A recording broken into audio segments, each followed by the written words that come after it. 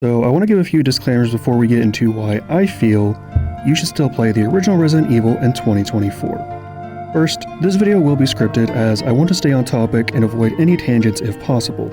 Otherwise, this video will be longer than it needs to be. Second, this will include many story spoilers. So if you're new to the series and want to experience the game spoiler-free, I recommend stopping the video, playing the game first, and then coming back to it. Third, there will be timestamps for those who just want to skip to the important bits. I know I speak in a monotone way, so unless you're using my video to fall asleep to, then feel free to skip ahead. Fourth, for the sake of simplicity, I'll be referring to the original as RE96. Fifth, as of this video, you can only play RE96. GOG and Capcom are still working on making RE2 and RE3 Nemesis playable. Sixth, any gameplay footage you see of mine will be New Game Plus for both Chris and Jill. If and when I use gameplay from someone else's video, I will have their username in the corner of the screen, as well as a link to their channel in the description. Seventh, there is a common issue of this port not letting you access your inventory, as well as the character select auto-switching. The fixes I found are either using GOG's offline installer, or downloading the classic Rebirth DDL file in the official Capcom 1.01 patch. I will link the site in the description, as well as the video tutorial on how to install them in the GOG port. I've gone the latter route, so that's why you may see me reload or do a 180 quick turn, as those are features you can turn on in the Rebirth pop-up menu. So, with all of that being said, let's get into why I feel you should play Resident Evil in 2024.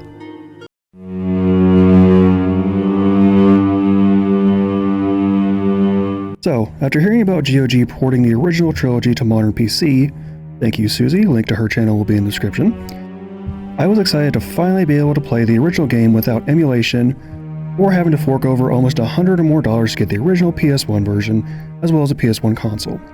I was also happy to see the trilogy wasn't priced at $60. Currently, you can get the bundle for $25 USD, which in my opinion is an amazing deal. As I mentioned earlier, the original trilogy on console, let alone RE96, not the director's cut, is super expensive.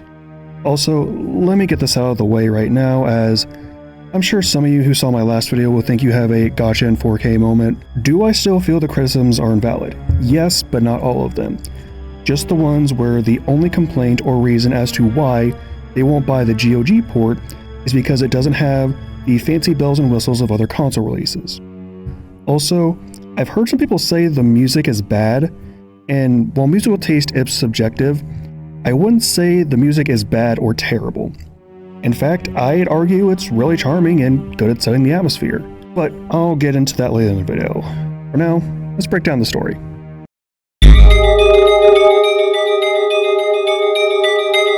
For those who have never heard of the story of this game, let me give you a somewhat brief summary of events. There are rumors of cannibals in the Arklay Mountains. The Special Tactics and Rescue Service, or STARS for short, sent their Bravo team to investigate, but haven't reported in for a while. Worried about their comrades, STARS Alpha Team was sent in as backup to see what happened to Bravo Team. When Alpha Team arrives, they find the remains of some of Bravo Team and get chased by zombie dogs into a mansion where the story splits into two possibilities. Story A follows Jill Valentine, while Story B follows Chris Redfield. The only differences are Jill is helped out by Barry Burton and Chris is helped out by Rebecca Chambers. As they explore the mansion, we begin to unravel the mysteries of this mansion and why these seemingly undead humans and animals are loose and attack anyone around them. Along the way, we find the bodies of Kenneth and Forrest. We also run into the leader of Bravo Team, Enrico. Enrico lets the player know that there is a double agent in the STARS team. The stars are doomed. Someone is a traitor. Everything was plotted from the start by Umbrella.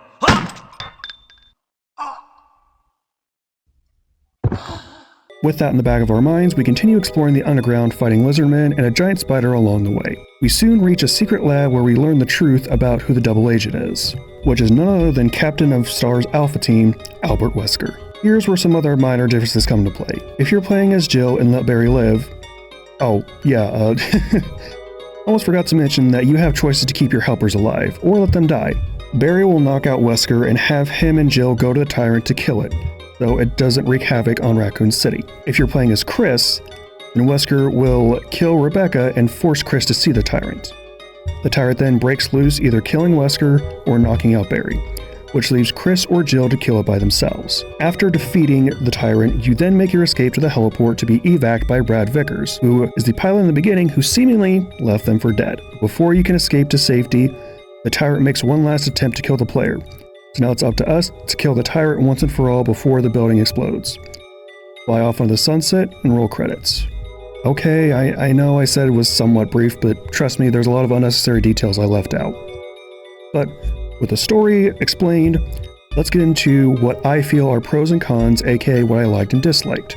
Well, before I get into the pros and cons, I want to preface that these are 100% my own opinion. If you disagree with anything I've listed as a pro or a con, that's perfectly fine. As the saying goes, opinions are like assholes. Everyone has one, but that doesn't mean you have to like theirs.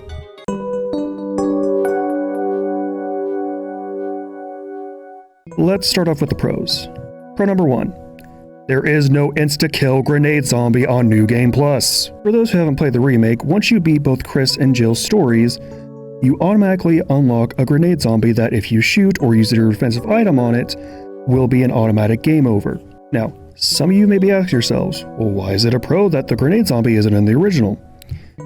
Well, it's for one very simple reason, and one reason only. You can't turn off this mode for New Game Plus. Now, to be fair, I have not tested to see if starting a fresh save file eliminates the problem. However, if that's the case, then there's no real fun in unlocking weapons that can only be used on New Game Plus. So whoever it was on the dev team who thought this was a good idea, I hope your microwave meals are always ice cold in the middle. Pro number 2. No Crimson Heads or Lisa Trevor to deal with. For those unaware of what I'm talking about, in the remake, 2 new enemies were added to keep the player on their toes. Crimson Heads and Lisa Trevor. Crimson Heads are the result of letting a normal zombie lay down dead for too long. They are faster, do more damage, and are harder to kill. The only way you can stop a zombie from becoming a Crimson Head is either a shotgun blast to the face, a grenade in the mouth, or setting the bodies on fire with your lighter and kerosene. Lisa Trevor, on the other hand, isn't so much an enemy as she is just a character to add more lore to the series. Basically, she can't be killed, so any encounter with her means the player just has to run away and or outmaneuver her. As for her role in expanding the lore, she is the daughter of George Trevor, who is the person that helped build the Spencer Mansion. Once her dad was finished building it, Umbrella ordered his execution, and then they also took her and her mother and proceeded to do experiments on both of them with the T virus, and also what we would later come to find out as the Nemesis parasite. Unfortunately, her mother died during experimentation. Since the viruses adapted to Lisa, researchers continued running more and more experiments until one day she became uncontrollable and was subsequently killed and thrown outside to decompose. However, due to the Nemesis parasite in her, she managed to survive and decided to live off the land while living in a secluded house, hoping to one day find her mother, who, as stated before, has no idea that she's actually dead. Now, I know it's really tragic, and I know it's weird putting the lack of her presence as a pro, but my reasoning actually leads into the next pro of RE96. Pro number 3. This game is, in my opinion, the easiest to speedrun out of all the mainline games in the series. I actually managed to beat Jill's story in under 5 hours. I also managed to beat Chris's story in under 4 hours on my first attempt. Out of the 2 stories, the only one that gave me slight trouble was Chris, but not because of having less inventory space. It's more so that I found myself in situations where I would be low or out of ammo and would have to learn to outmaneuver certain enemies to make it through areas to get more ammo. Which, conveniently, is another segue to my next pro. Pro number 4. Ammo and health is super plentiful in both stories. While yes, I did have times where I struggled in Chris' story, I never felt like I had to rely on the knife. Honestly, the only time I used it on my first playthrough of Chris was to clear the spider webs on the door in the giant spider fight. Hell, I think the only reason my playtime was as long as it was because I kept backtracking to put any health items I found in the item box. Pro number 5. Shotgun headshots are way easier to pull off compared to the remake. Now granted, there was a few times I missed the timing, but I was able to quickly learn the right time I could blow off their heads. Sure, it used up shotgun ammo, but that also meant I could rely on the pistol if I wanted to take out enemies at a distance.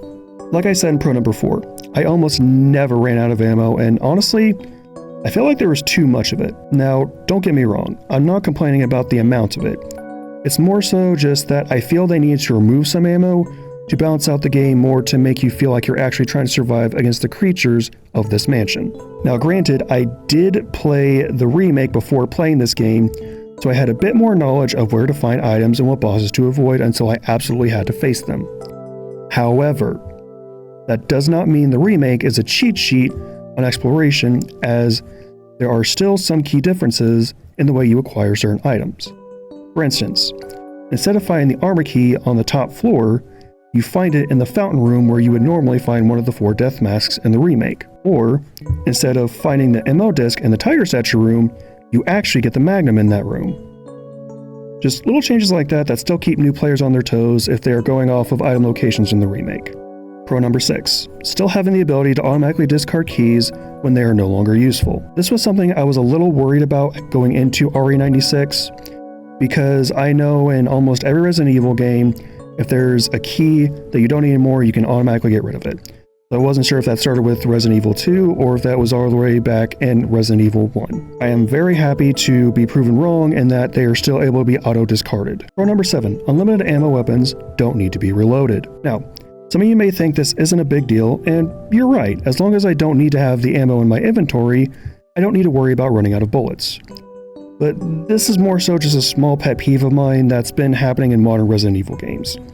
I don't exactly know why it bothers me so much, but for some reason it just does. Maybe it's because it still makes encounter stressful, I don't know. But if this doesn't bother you, that's perfectly fine.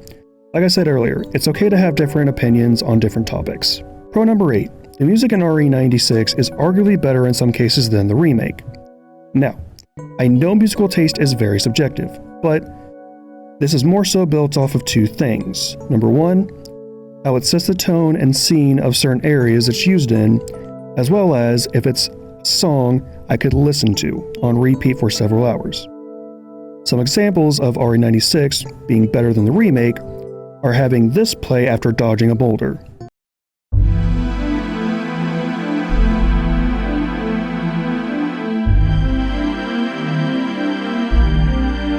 Or having this song play when Chris meets Rebecca for the first time, or if Barry carries Jill to the save room.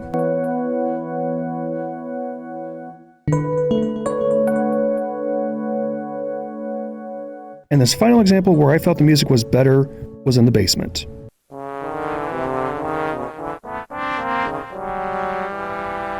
Okay, I'm just kidding. It's not that, trust me. Here's the actual original basement theme.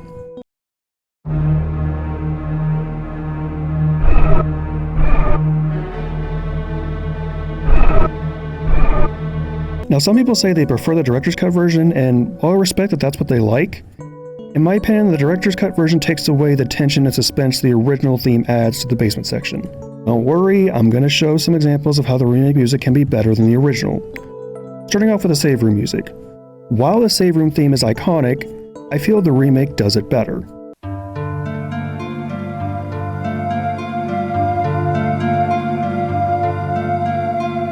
Another example is the Aqua Ring, or I guess in the case of RE96, the Aqua Room.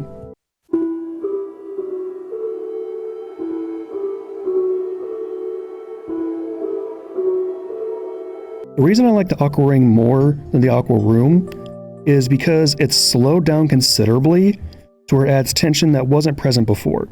Finally, another example of where the remake music is better than RE96 music is the theme for the guardhouse/residence.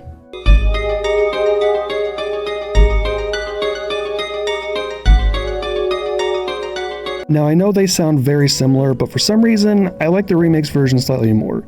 Maybe because I played the remake first, I'm not sure. Now, this last one, I'm not going to label a pro so much as it is just something I find aesthetically pleasing.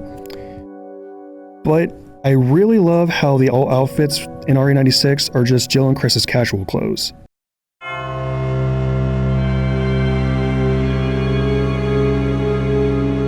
Okay, so if you don't want to hear what I feel are cons or what I didn't like about RE96, then you can skip to the timestamp provided for my final thoughts altogether. Number 1, unskippable cutscenes. Now, I'm not talking about the FMVs or full motion videos, as they can be skipped.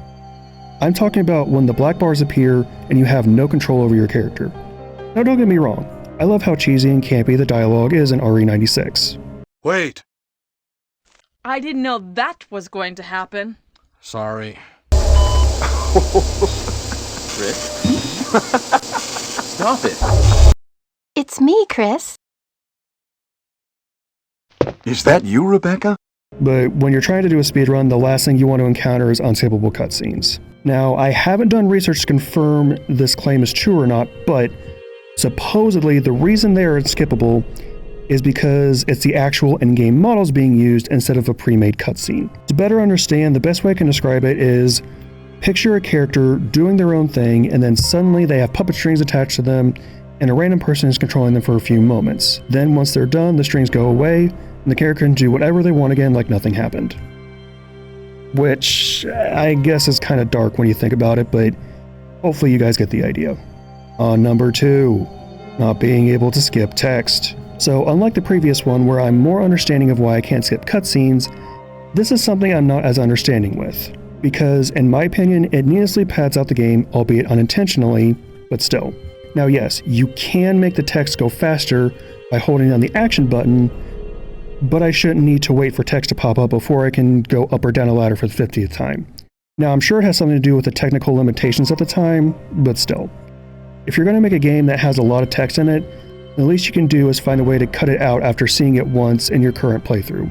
Like for example, say I've gone up and down the ladder at least once, but oh no, I just realized I forgot to grab an important item. Let me just... Oh no. Well, okay, maybe it'll just be for going down...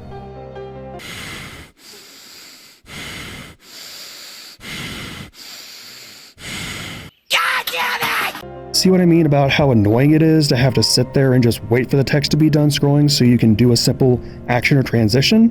Con number 3, you can't tell Richard to fuck off as Jill. Now I know what you remake players are thinking. Well, why would you not want to save Richard? Let me explain.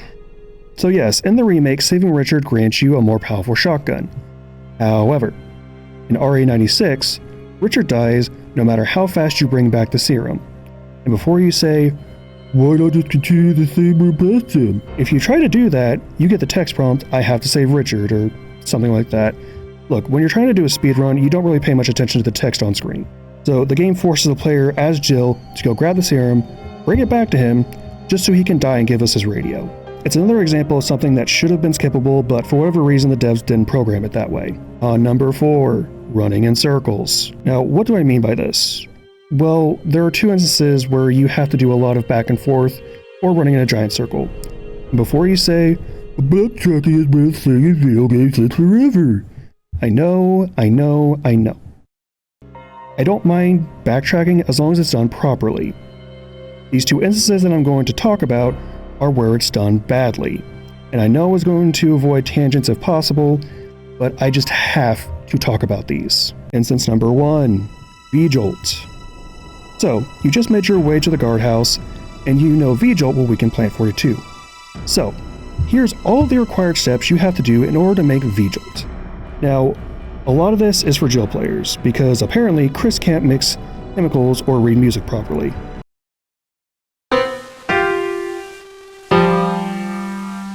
Anyway, start off, you have to grab this red book in the room across from the save room. Then you go into this bathroom in that same room, drain the bathtub, grab the control room key. Now, you go back to the guardhouse and enter this middle room. Run all the way back to the wasp nest. Or are they bees? We'll just call them bugs. Anyway, then you grab the key and run all the way back. Then you go to room 2 next to that middle door, where you then have to move these 2 sets of bookshelves to access this ladder to the aqua room. Now you might be thinking to yourself, okay, you just have to move a couple of bookshelves and get a couple of keys. What's the big deal? Oh, don't you worry.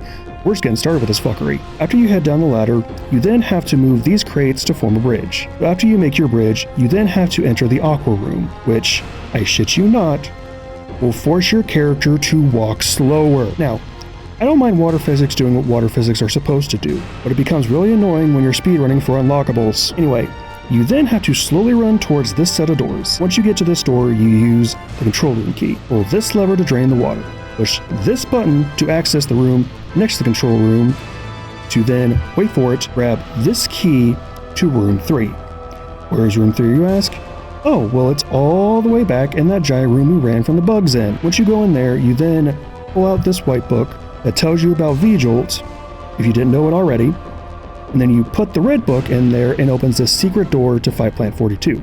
Now, let's pause for a moment. This is where Chris players can immediately fight the boss if they want to. Jill players can also fight the boss if they want to, but we're going to go under the assumption that you want to make V-Jolt to have to spend less time fighting Plant 42 as Jill. Now, with that knowledge in mind, you go to this door that has a number pad. But no, it's not just a random number combination. That would make it too easy. No. What you have to do is what a lot of us players who played RE2R hate the most. Hitting keys in the right order to unlock an item. Now granted, I feel it's a bit easier in the RE2 remake to get the keycaps because it's an actual pattern. I spent a good 10 to 15 minutes trying to figure out what I need to press before I just said screw it and just button mash until I got it right. After you unlock the door and go into the room, you'll see markings on the walls. You'll want to follow the math and the color guide. And for those who don't want to spend time like trying to do that yourselves, I'll throw up the math and the color guide on screen. Now that you've made V-Jolt, you get to run back down to the aqua room, go into this steel door where its roots are, use the chemical on the roots, then you make your way back to the secret door to fight Plant 42. Okay, don't mean to jump scare y'all with this ugly mug, but I want to quickly interject to let y'all know, originally I thought that when you grab the key from the bug hive that you could also make V-Jolt, but apparently the developers thought ahead of that. You have to be able to know how to make V-Jolt via getting that white paper before you can make it. So yes, you have to do all of those unnecessary steps in order to make V-Jolt. So Jill players, save yourself the headache, just go straight to the boss even though you have to do it in 2 phases. Just do it. Save yourself the headache. Instance number 2, accessing the underground. So let's start at the beginning. You first enter this room to get the square crank. You can drain this pool and access the guardhouse. No big deal, just a small obstacle. However, if you want to proceed to the underground, you must defeat Plant 42 to get the helm key. You then make your way back to the mansion to access this door for the second Yawn boss fight. Side note, I don't think he can poison you in this fight, but unless it's a very small chance of happening, I've never been poisoned in the second fight. Defeat Yawn and then jump down the hole in the floor he made. Now, this next part depends on which character you chose. If you're Jill, then Barry will help you down, accidentally drop the rope, get a new one to help you up, and give you a password for a locked door on the opposite side of the mansion. If you're playing as Chris, you jump down, activate a switch, revealing a secret ladder to the basement. Run through the basement to the kitchen. Go up the elevator to get a battery. Why do we need this battery? Oh, you'll find out shortly. I'm getting there. Just bear with me on this. Once we have the battery, if you've unlocked the door, you'll have less backtracking to do, but if you didn't, aka if you're playing as Chris, then now you have to go back down the elevator, go to the stairs where an FMV of a zombie will play, unlock a locked door, make your way to the courtyard with the square crank in your inventory. Oh, you didn't know you needed that still? Well, now you gotta go grab that. Cross the drain pool, go down the lift, go to the big open middle area where you insert the battery. Then, you go up the lift you just powered on, go back to the drain pool, close the gate with the square crank, go back to the battery-powered lift, write it down, all so you can access the only entrance to the underground. Why do we have to run in a giant circle? Why does it need to be so tedious?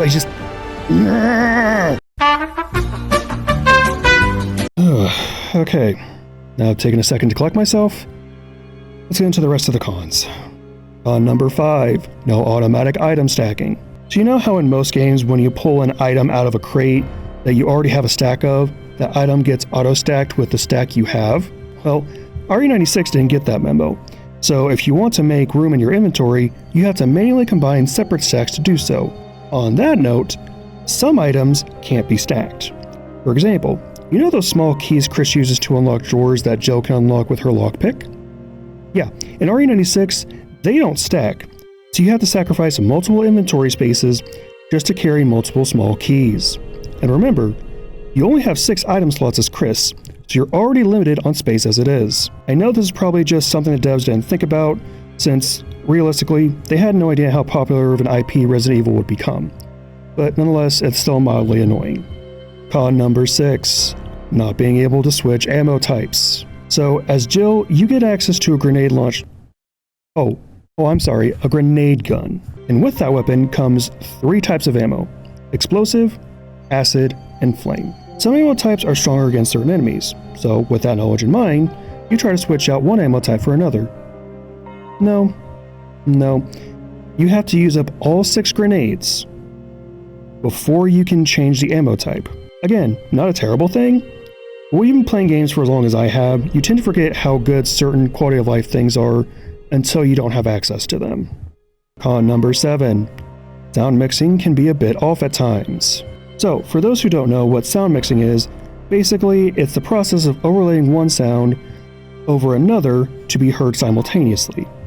So there are some areas where the sound effects are so loud that if you play with headphones, you have the strong urge to take them off.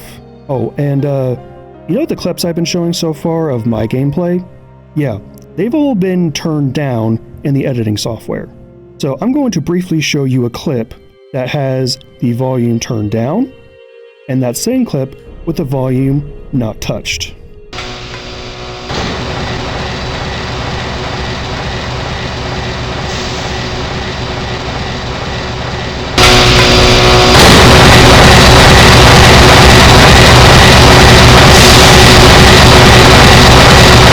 Now I know what you're thinking.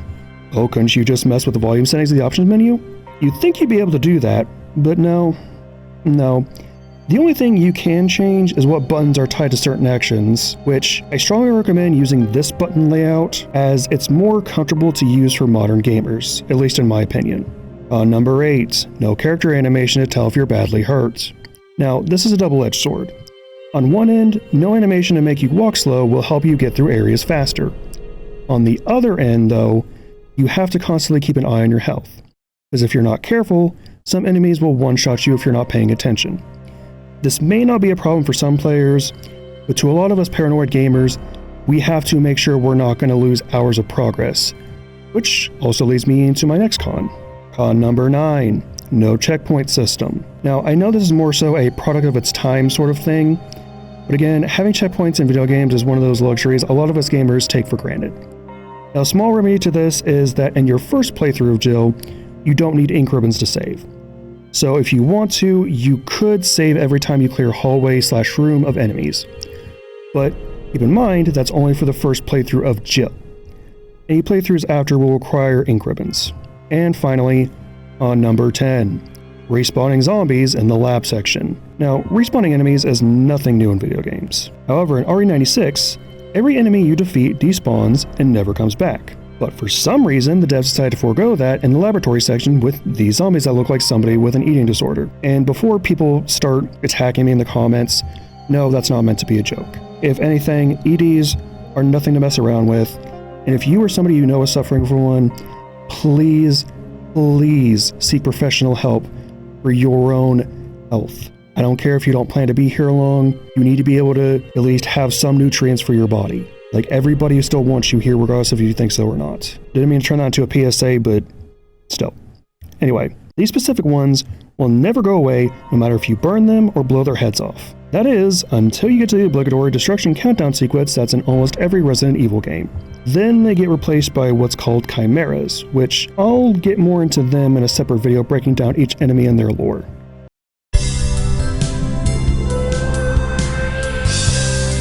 So, those are all the things I liked and disliked about RE96. And while there is admittedly more cons than pros, I do want to assure you, the viewer, that I still thoroughly enjoyed my experience with this game. Sure, it was frustrating at times, but I never felt like just dropping the game and never picking it back up again. It's an experience I would recommend anyone play, no matter if you're a series veteran or someone wanting to get into this series but don't know where to start. Which, honestly, there really is no wrong answer of what game to start with.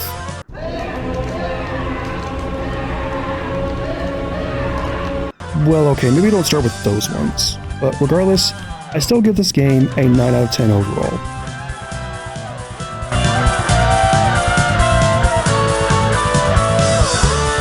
If you made it to the end of this video, I greatly appreciate it, even if you just skipped ahead. This was my first real deep dive video into, well, anything.